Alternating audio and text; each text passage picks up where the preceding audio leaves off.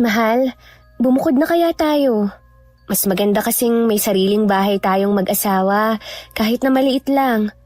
Mahal, ang laki nitong bahay. Si nanay lang naman ang kasama natin dito eh. Isa pa, buntis ka. Mas makakabuting may kasama ka kapag nasa trabaho ako. Alam mo namang hindi kami ganong magkasundo ni nanay, di ba? Naglalambing lang yun. Maging ako nga, hindi nakakataka sa ingay niya eh. Alam kong naninibago ka lang sa kanya. Malakas lang talaga yung boses niya pero hindi siya galit. Sige na, kumain ka na. Siya nga pala, mahal. Pwede bang bilhan mo ako ng saging na latundan? Yun kasi ang hinahanap ko eh. Pasensya ka na ah. Kung yung binili mong saging kahapon hindi ko kinain. Sige mahal, mamaya bibilang kita. Tumahimik si Nerissa nang dumating ang biyenan niyang si Morena. Bit-bit ang niluto nitong bangus. Oh, ito ang paborito mong bangus sa tausi, anak. Alam ko na mismo to eh. Palibasa walang alam yung asawa mo sa pagluluto. Nay, naninibago lang po tong asawa ko. Kaya nga nandiyan ka para turuan siya sa pagluluto, di ba? Puro prito lang kasi ang alam. Kaya malaki ang pinayat mo. Tikman mo to, mahal. Sigurado akong mapaparami kain mo. Teka, ang baho! Ang arte.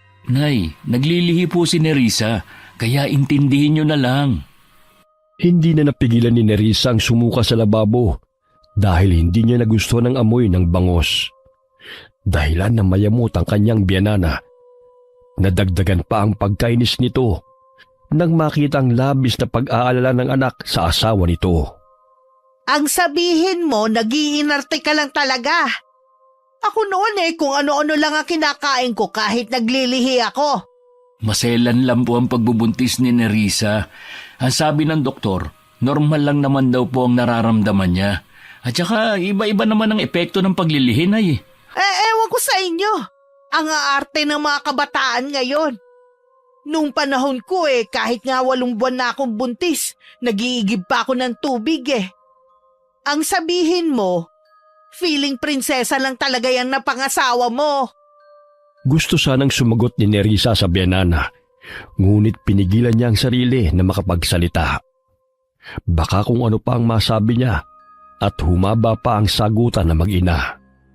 Galing sila ng Maynila, ngunit nang mademolish ang tinitirhan nilang bahay, ay napagpasya ni Jojo na umuwi na lamang sa probinsya at doon na sila manirahan. 6 na buwan na sila roon, ngunit iniintindi na lamang ni Nerissa ang biyanana upang hindi na siya makadagdag ng alalahanin pa sa kanyang asawa. Mahal, mamaya na lang ako kakain. Hindi pa naman ako nagugutom Pasensya na kayo kung hindi ako makakasabay sa inyo ngayong tanghalian. Sige mahal, ihatid na kita sa kwarto. Basta kung may kailangan ka, sabihin mo lang sa akin, ha? Taas ang kilay ni Morena habang nakatingin sa mag-asawa. Nagpatuloy na lamang siyang kumain na hindi man lang nag-aalala sa kalagayan ng manugang.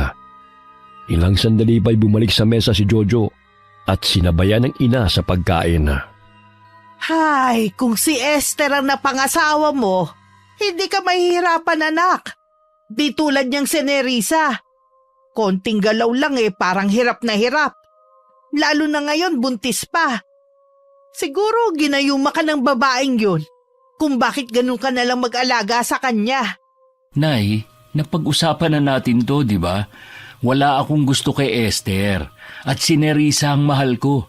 Kaya siyang pinakasalan ko. Kilalanin niyo lang siya ng mabuti. Siguradong magkakasundo kayo. Basta ayoko sa maarte na hindi naman bagay. Siya nga pala, anak. Sa susunod na araw birthday na ni Kumaring Edna. Inimbitahan niya tayo. Kayo na lang po ang dumalo, Nay. May asawa na po ako. Siguradong nandun si Esther kasi pamangkin siya ni Aling Edna. Ano naman kung nandun siya? Alam mo ba, anak?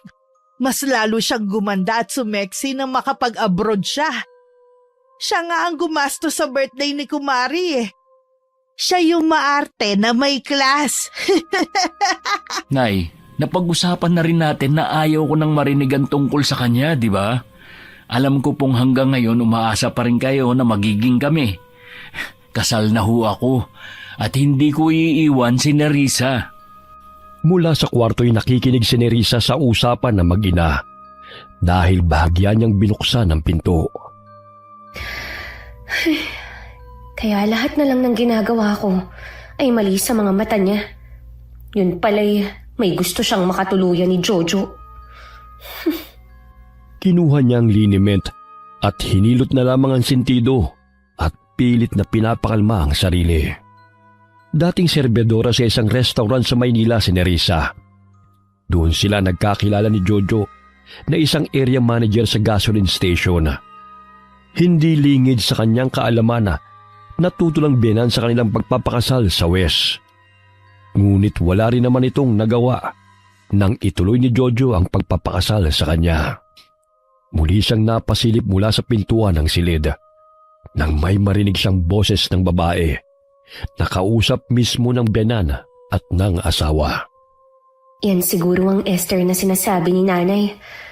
Maganda pala talaga siya. Pero kulang na lang maghubad eh. Parang lalabas na ang dibdib sa suot na spaghetti strap niyang damit. Ay, Esther, pasok ka. Dinalhan ko kayo ng salad. Naparami ang luto ko eh. Jojo, kumusta ka na? Balita ko may asawa ka na raw? Oo. Nasa kwarto siya. Masama kasi pakiramdam eh. Sabayan mo na kaming kumain, Esther. Matagal na panahon ding hindi kayo nagkita ni Jojo eh. Nay, hindi na po ako binata. Magkababata naman kayo. Huwag kang mag-alala, Jojo. Hindi naman ako magtatagal eh. Sige ho, Aling Morena. Mauna na ho ako. Sige. Salamat sa salad, iha. Bumuntong hininga si Jojo at napakamot na lamang ng ulo habang nangungusap ang mga matang nakatingin sa ina. Nay, alam mo namang may asawa na ako eh. Tigilan mo na ang pagrareto sa akin kay Esther. Oo na. Kainin na lang natin tong salad na ibinigay niya. Busog na po ako. At saka, hindi ako masyadong kumakain ng matamis. Iniwan ni Jojo ang ina sa kusina habang sarap na sarap ito sa pagkain ng salad ng mag-isa. Pinuntahan nito ang asawa sa kwarto upang alamin ang kalagayan nito.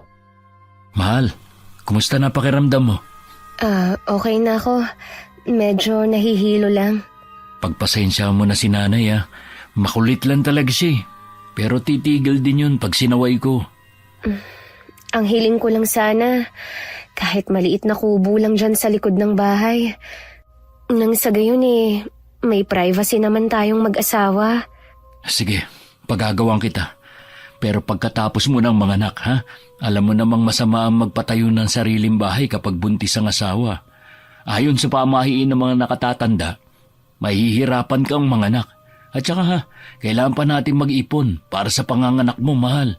Malaki naman tong bahay eh. Basta, ipangako mo sa akin, kahit nanganak na ako, pagagawan mo ko ng bahay kahit maliit lang. Hindi lang talaga ako sanay na palaging pinupuna ang bawat galaw ko. Mahal ko naman si nanay, pero siguro alam mo naman ang ibig kong sabihin, di ba? Tipid na ngumiti si Nerissa at marahan siyang hinalikan ng asawa sa noo. Ang pagiging maintindihin at kabaitan niya ang siyang labis na minahal ni Jojo kahit hindi siya kagandahan katulad ni Esther. Nadistino si Jojo sa Capiz, kaya't magkakalayo na naman sila ng asawa. Isang buwan siya roon at lilipat na naman ng lokasyon pagkatapos ng isang buwan. Kaya't nanatili si Nerissa sa probinsya kasama ang biyanana dahil makakasama sa kanyang pagbubuntis ang pagbabiyahe ng malayo, lalo na't masela ng sitwasyon niya. Nay, ikaw na po ang bahala kay Nerissa ha.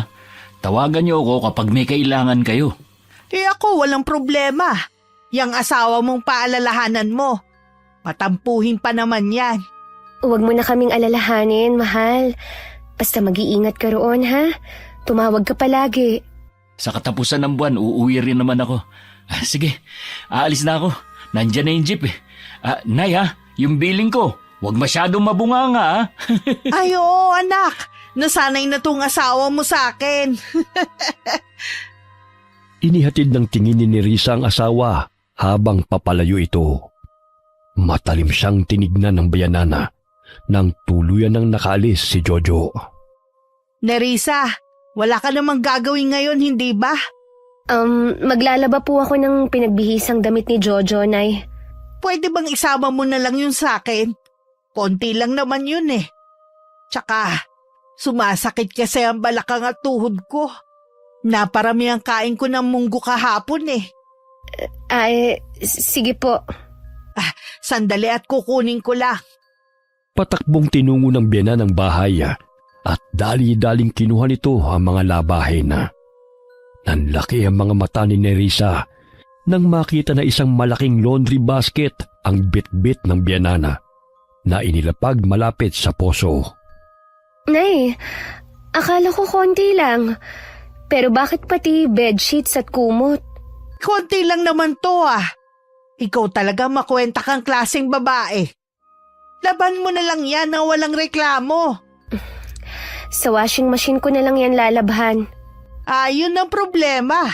Nasira ang washing machine. Ayaw nang gumana eh. Kaya ipapaayos ko pa bukas. Ayaw na sanang labhan ni Nerissa ang mga labahin ng biyanana. Ngunit iniwan na nito sa kanya ang mga yon. Umalis ito at pumunta sa bahay ng kumari nito upang makipag-inuman. Matagal na nitong itinigil ang pag-inom ng alak, buhat na magkasagutan sila ng anak na si Jojo. Ngunit paminsan-minsan sa tuwing may okasyon, hindi nito mapigilan ang sarili. Lalo na't mula nang dumating si Esther galing abroad, ay tila araw-araw may okasyong nagaganap. Ay, pambihira naman itong sinanay oh. Pinaalis lang talaga si Jojo, tsaka ako uutusang maglaban ng sangkatutak. Nawili sa pakikipag-inuman at pagbibidyoke si Morena, kasama ang kumare at si Esther. Hanggang sa sumapit ang hapon, lasing na ito nang makauwi sa bahay. Nerissa, hindi ka pa ba tapos maglaba? Kaninang umaga ka pa nag-umpisa. Nagpahinga rin po kasi ako, Nay. Bigla kasi akong nahilo eh. Ang sabihin mo, tatamad-tamad ka. Idadahilan mo pa yung pagbubuntis mo. Hindi ko nga maintindihan kung ano ang nagustuhan ng anak ko sa'yo eh. Di ka naman maganda. Walang trabaho. Hindi marunong sa gawaing bahay. Kaya palamunin ang kinalabasan mo. Ang sakit mo namang magsalita, Nay. Kumikilos naman po ako rito sa bahay, ah. Pero inaagaw niyo yung mga gawain. Dahil palpak lahat ng ginagawa ko. Tapos ngayon, sasabihin mong tatamad-tamad ako? Palasagot ka pa. Hindi ako binabastos ng sarili kong anak. Pero ikaw na samped. Matabi lang dila mo, ha? Ano ba ang pinagmamalaki mo, ha? Ganun na lamang ang takot ni Nerissa nang makita ang tila manlalamong itsura ng biyanan. Napaatras siya dahil susugurin siya nito. Matagal na ako nagtitimpi sa yung babae ka eh. Ano bang pinakain mo sa anak ko, ha? Bakit sinusuway niya ang mga sinasabi ko sa kanya? Buhat nang makilala ka niya, ha? Walang iya ka talaga. Kakalbuhin kita. Ha? May ugali si Morena na sa tuwing nalalasing ay nananakit at hindi mapigilan ang sarili. Napahinto lamang ito sa pagsabunot sa manugang nang matumbay ito at napasubsob sa mga labahin. Mabuti na lamang sinalo si Nerissa ng batya na punong-puno ng labahin. Isusumbong kita kay Jojo na isa kang halimaw! Sige, isumbong mo. Tingnan ko lang kung maniwala sa'yo ang anak ko. Hindi mo pa alam kung anong kaya kong gawin. Alam ko! Mahal ko lang ang anak niyo kaya pumayag akong magtiis sa lugar na to. Ayoko nang tumagdag sa pagod at alalahanin niya. Kaya hindi na ako nagreklamo. Kahit na gustong-gusto ko nang umalis sa lugar na to. Ikaw, alam mo bang napapagitna ang iyong anak sa ating dalawa? Matanda na kayo, Nay. Hindi na kayo bumabata para tratuhin niyo ako na parang basahan. Kung noon, kaya niyong diktahan si Jojo. Ngayon, hindi na. Hindi na siya batang paslit na sunod-sunuran sa'yo. Kinuha ni Nerissa ang cellphone sa kanyang bulsa upang tawagan ang asawa. Ngunit pilit itong inaagaw ng biyanana hanggang sa madagalan nito ang 4 na buwan niyang tiyana. Nabasag ang cellphone nang makuha yun ng biyanana. Akala mo, ha? Sakit ng tiyan ko. Arte! Hindi bagay sa'yo maging artista. Buisit! Pilit bumangon ni Nerissa. Sapu-sapu ang kanyang tiyana. Nanlaki ang kanyang mga mata nang makitang dugo na humalo sa batsyang may tubig. Sinikap niya na lumabas ng bakuran upang humingi ng tulong. Mabuti na lamang may dumaang pedicab at agad siyang pinasakay ng matandang lalaki. Manong, tulungan niyo po ako. Dalhin niyo po ako sa ospital. Ay, sige, Ineng. Diyos ko, dinudugo ka. Ano ba nangyari sa'yo? Si nanay. Hindi pa man tapos magsalita si Nerissa ay nawala na siya ng malay dahil sa magkahalong pagod at sakit ng tiyana. Sinikap ni Mang Puring na bilisan ang pagmamaneho ng pedicab dahil wala pang napapadaan na jeep. Kung may tricycle man ay punuan na sa oras na yun. Hindi nito kayang tignan ang buntis na unti-unti nang namumutla. Kaya huminto siya sa pagmamaneho ng pedicab at tumayo sa gitna ng kalsada habang iwinawagayway ang 2 kamay. May humintong kotse kaya humingi siya ng tulong. Dinala si Nerissa sa ospital. Mabuti na lamang ay naagapan siya ng doktor, maging ang sanggol na ipinagbubuntis nito. Nanatili si Mang Puring sa tabi ni Nerissa. Pawis na pawis, pagod at gutom. Ngunit hindi niya iniwan ang babae hanggang sa ito'y magising. Naaalala ko sa iyong namayapa kong anak, Ineng. Magkasing edad lang siguro kayo. Manong, maraming salamat po sa tulong niyo. Walang anuman. Ang importante, ligtas ka. Ang sabi ng doktor, kailangan mo raw magpahinga.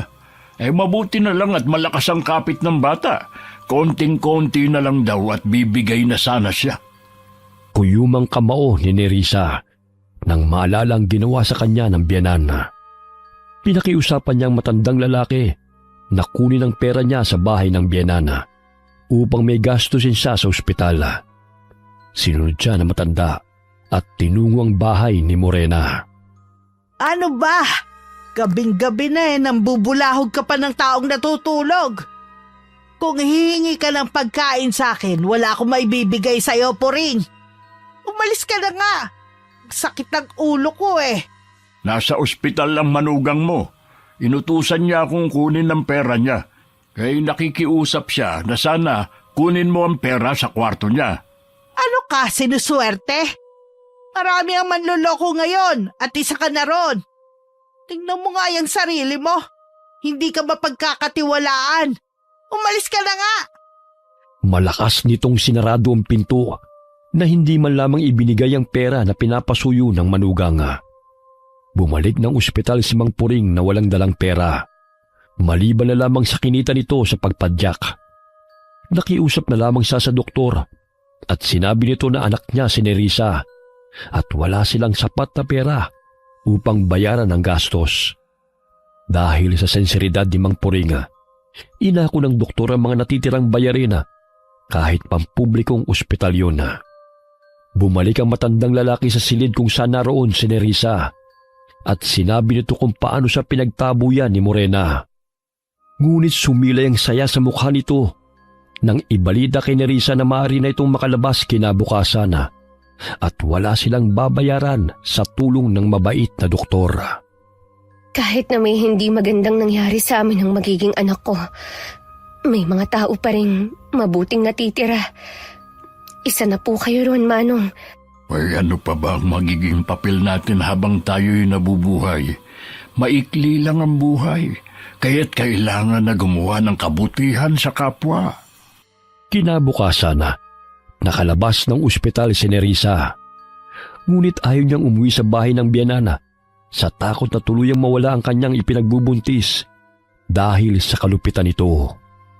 Manong, ayoko pong umuwi sa bahay. Mapanakit ang aking biyanan sa tuwing wala ang aking asawa. Muntik na akong makuna ng dahil sa kanya.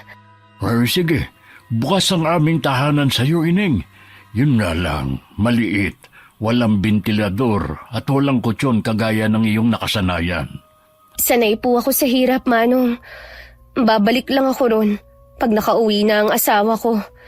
Pati cellphone ko binasag ng biyanan ko Ay, walang hiya talaga yang si Morena. Akala ko nagbago na siya.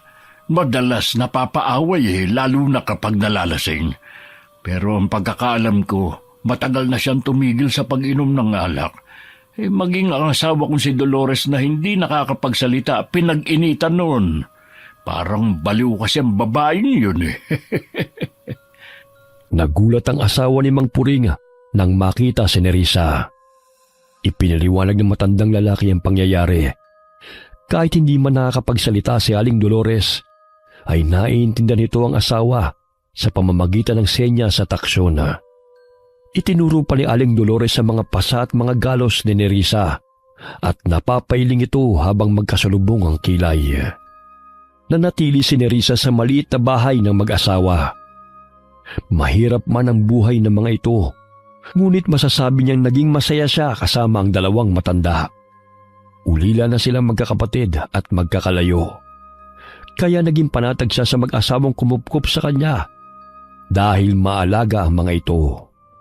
Samantala, nagtataka si Jojo kung bakit hindi niya makontak ang asawa. Kaya sa kanyang ina siya tumawag. Sa tuwing gustong kausapin ito si Nerissa, ay maraming dahilan ng ina. Hanggang sabihin ito na lumaya si Nerissa dahil galit ito sa tuwing nauutusan. Ngunit bago pa umalis ito, sinabi niyang sinaktan siya ni Nerissa. Ganun na lamang ang pag-aalala ni Jojo. Kaya kahit hindi pa siya pwedeng umalis sa trabaho, ay nag-file siya ng leave upang puntahan ang asawa at ang ina. Malayo-layo ang bahay ni Mang Puring sa bahay ni Morena. Kaya't kahit 2 araw nang nakauwi si Jojo sa kanila, ay hindi pa rin ito natatagpuan ng asawa.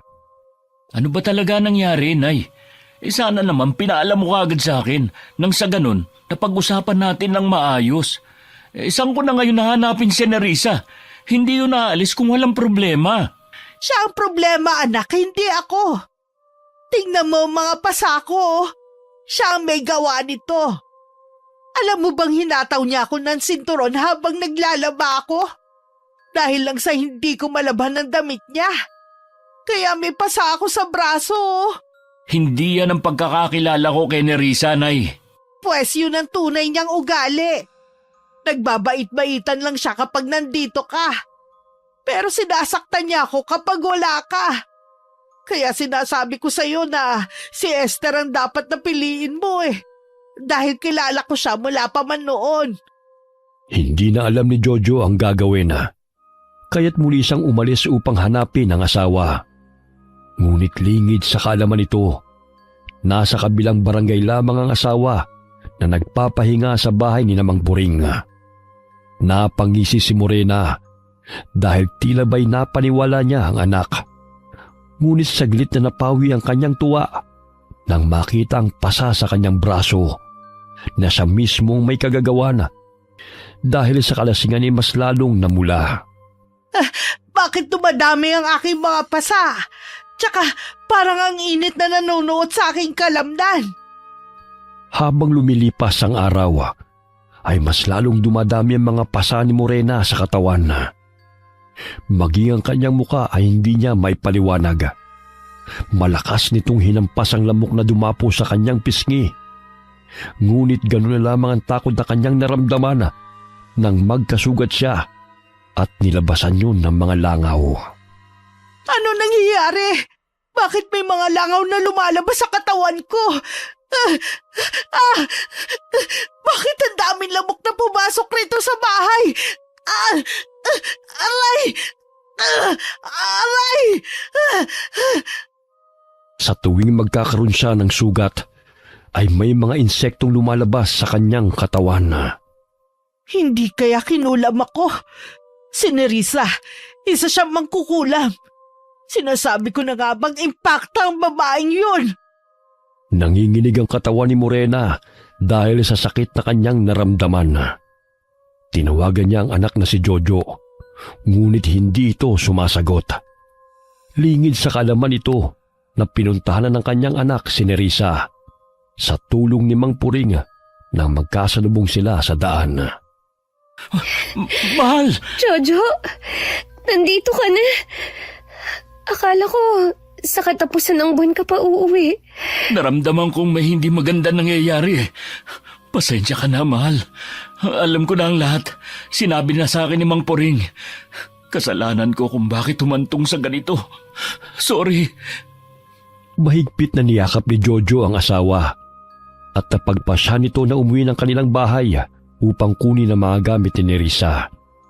Hindi nito sukat akalain na kayang saktan ng kanyang ina ang kanyang asawa, dahilan na muntik nang mawala ang kanilang anak. Galit na pumasok ng bahay si Jojo upang kumprontahin ang ina. Ngunit nagulantang siya nang makita ang sitwasyon nito. Ano nangyari sa inyo? Bakit nilalabasan ng insekto yung katawan nyo? Si Nerissa, sigurado akong siya may kagagawa nito. Demonyo ang asawa mo, anak! Ang sakit ng katawan ko! Hindi niya magagawa yan sa inyo. Hindi siya masamang tao, Nay. Sino pa ang gagawa nito kundi siya lang? Siya lang naman ang galit sa akin. Gusto kanyang kunin sa akin, anak. Nay naman, hindi na po ako bata para kontrolin niyo ang buhay ko. May sarili na akong desisyon at hindi niyo na ako maaaring diktahan kung ano ang dapat na mangyari sa buhay ko at kung sino ang pwede kong mahalin. Mahal kita, Nay. Kaya nga umuwi kami rito para makasama ka eh. Pero sinaktan mo ang asawa ko. Pati ang magiging apo mo, muntik mo pang patayin. Hindi ko na alam ang gagawin ko, Nay. Hiwalayan mo ang babaeng yan dahil wala siyang maidudulot na kabutihan sa'yo. Tingnan mo ang ginawa niya sa akin. Papatayin niya ako, anak. Hindi ako ang may gawa niyan sa inyo, Nay. Wala akong alam dyan. Kahit mamatay man ako ngayon, hindi talaga ako ang may gawa niyan. Naghanap ng albularyo si Jojo upang magamot ang ina. Dahil palala ng palala ang kalagayan nito at hirap na sa pagkain.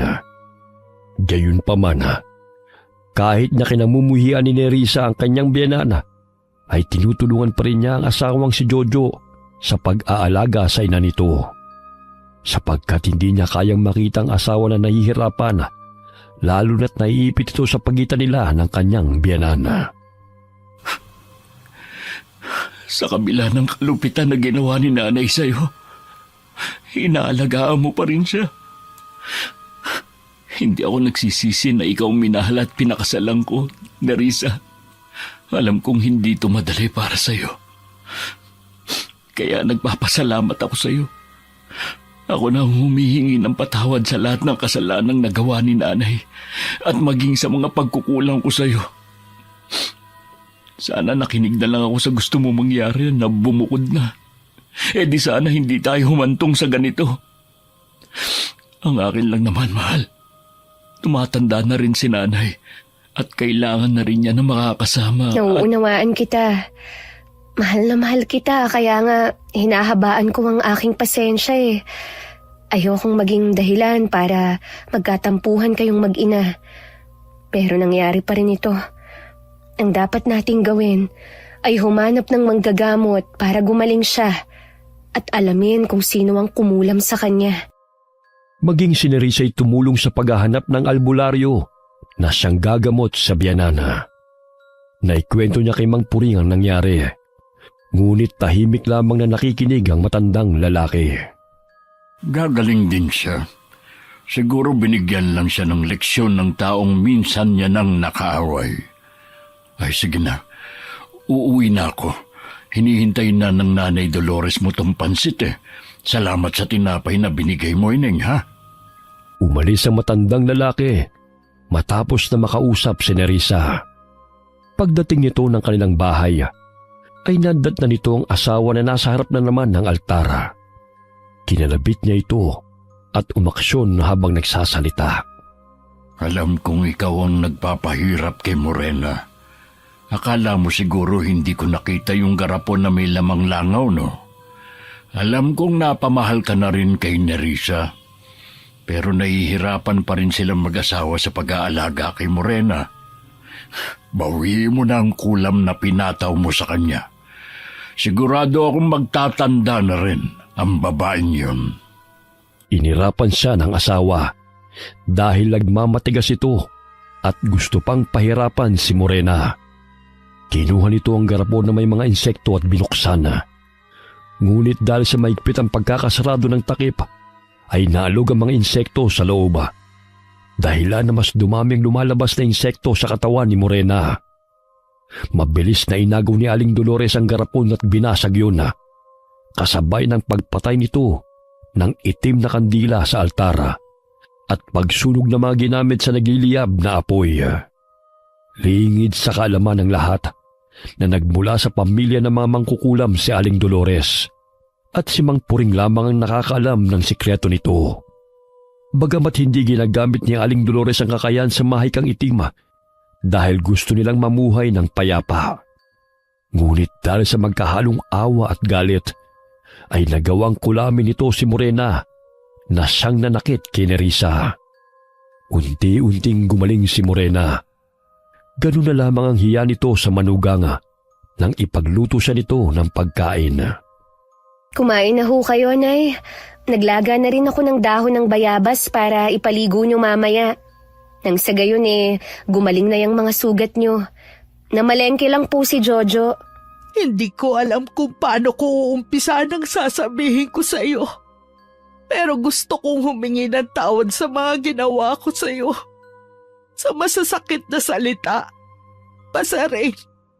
Lalong-lalo na sa pananakit ko sa iyo. Patawarin mo ko, Nerissa.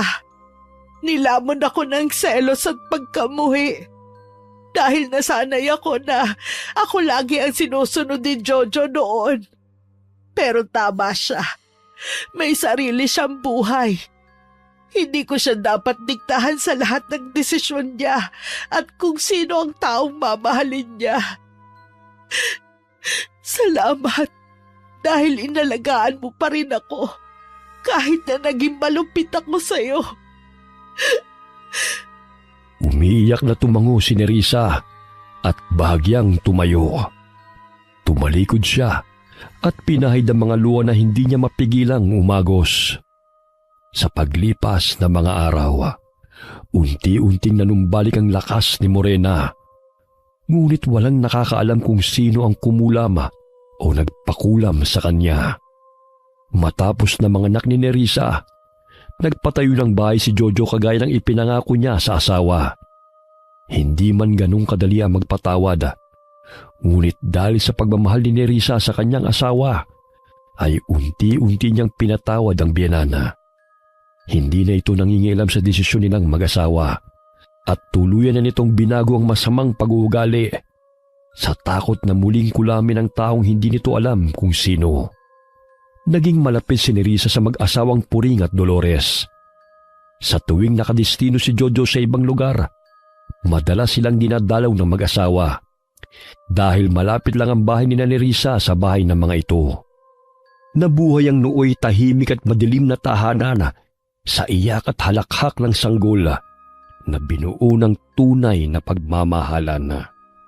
Wakas.